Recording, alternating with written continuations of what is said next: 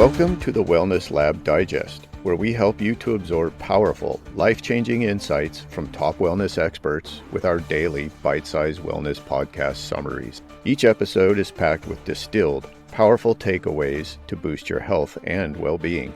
To support this podcast, please scroll down on whatever app you're listening. Ratings and reviews are helpful.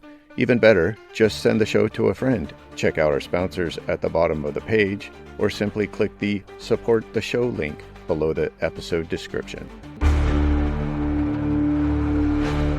In this second episode of 4, we continue our enlightening conversation featuring the work of Dr. Ainhoa de Federico, a renowned professor and researcher at the University of Toulouse in France and director of the International Center for Vision Coaching.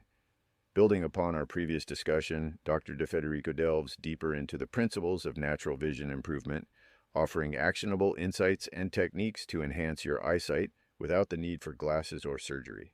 What if I told you that everything we believe about vision problems being permanent or requiring glasses and surgery might be completely wrong? Today, we're exploring a revolutionary approach that's challenging decades of conventional wisdom about eyesight. You know what's fascinating about this? The research comes from a professor who actually had to heal her own vision 3 separate times using natural methods. That's right. Dr. Federico at the University of Toulouse developed what she calls the clear sight method after dealing with multiple vision conditions herself, including strabismus and amblyopia. But here's what really caught my attention. She's the only doctor in Europe teaching natural vision improvement at the university level. Well, that certainly adds credibility to these techniques. Can you break down how this method actually works?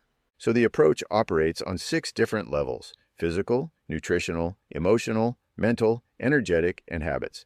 Think of it like a holistic pyramid where each level builds on the others. The physical component includes specific eye exercises and relaxation techniques, but that's just the foundation. That's quite different from just getting stronger glasses every year. What really interests me is how emotions play into vision problems. Right? The emotional component is fascinating. There's apparently a strong correlation between specific types of emotional stress and different vision problems. For example, many people develop vision issues during particularly stressful periods in their lives. That makes so much sense when you think about how stress affects other parts of our body. What kind of success rates are they seeing with this method? Well, they've documented thousands of cases across 90 countries. One participant, Jaime, had worn glasses his entire life, but was able to start reading without them after following these techniques. And Rosa, who had myopia since age 9, saw such significant improvement that her ophthalmologist confirmed the changes. That's exactly the kind of validation I'd want to hear about. But let's talk about the science behind this. How does the brain factor into vision improvement? So here's something surprising. The main organ of vision isn't actually the eyes, it's the brain. The eyes collect light signals, but the brain optimizes and interprets them. The program includes specific techniques to train your brain to process visual information more effectively. Oh, wow, that's really interesting. And I imagine this has implications for how we use digital devices too? Absolutely right. There's an entire module dedicated to understanding different types of light exposure. They teach you how to distinguish between harmful and beneficial light sources and how to protect your eyes from screen damage. And this is crucial, it's not just about avoiding harmful light, it's about actively using beneficial light to improve vision. Well, that certainly feels relevant in our increasingly digital world. What about the nutritional aspect? The nutritional component is fascinating. They've identified specific dietary changes that can improve vision. But here's what's really interesting. When participants implement these changes, they often report improvements in their overall health, energy levels, and even their relationships. You know what I find most compelling about this whole approach? It's giving people agency over their own health instead of making them dependent on external solutions. That's such an important point. And when you consider the lifetime cost of glasses, contacts, and potential surgery, we're talking about thousands, sometimes tens of thousands of dollars. This approach becomes even more appealing. So, what kind of time commitment are we talking about for someone who wants to try this? They've actually designed it to be quite flexible, offering everything from 1-minute exercises to half-hour sessions. The key isn't necessarily spending hours each day, but rather consistency and incorporating these techniques into your daily routine. That makes it sound much more manageable than I would have expected. What about the success stories? Any particularly striking examples? There was one participant who had been scheduled for eye surgery but canceled it after seeing improvements with these techniques. Another fascinating case involved someone who had worn glasses for 40 years and was able to start functioning without them. Those are pretty remarkable results, though I imagine it requires real commitment to achieve them. You're right. They're very clear that this isn't a quick fix. It requires an open mind and consistent practice. But what's interesting is that many participants report seeing initial improvements within the first few weeks of starting the program. And what about the research backing this up? How is it being received in the academic community? Well, that's another fascinating aspect. This method is actually being taught at one of the oldest universities in France, where Dr. De Federico directs the Masters in Health Education.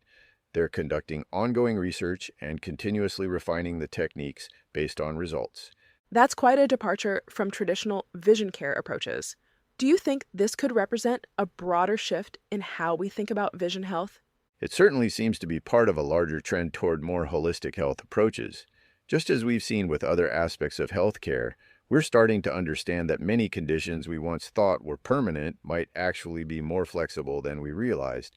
And I suppose the implications for aging populations could be significant. Exactly.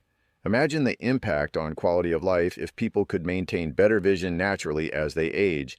It could have huge implications for independence and overall well-being in our aging population. Well, this has certainly challenged my assumptions about vision care. What do you think the future holds for approaches like this? I think we're at a turning point in how we think about vision health. Just as we've seen with other areas of medicine, we're moving away from purely symptomatic treatment toward more comprehensive approaches that consider the whole person. The success of this method suggests we might have more control over our vision than we previously thought possible. That's certainly something to keep an eye on. No pun intended. You know what's really exciting about all this? It's not just about better vision, it's about empowering people to take control of their health in ways they never thought possible. And that might be the most valuable insight of all. To learn more about Dr. De Federico's work and access additional resources, visit her website linked in the description. Stay tuned for the next episode where we will explore further strategies and success stories in natural vision improvement. Thank you for listening to the Wellness Lab Digest. If you have received value from the podcast, I have 3 asks of you. 1, share the show with your friends and send them a link to the show. 2, please leave a rating and review in whatever app you're listening. And last but not least, please let me know what topics you would like us to cover in the future. You can contact me by sending me a message using the Send Us a Text link below the episode description.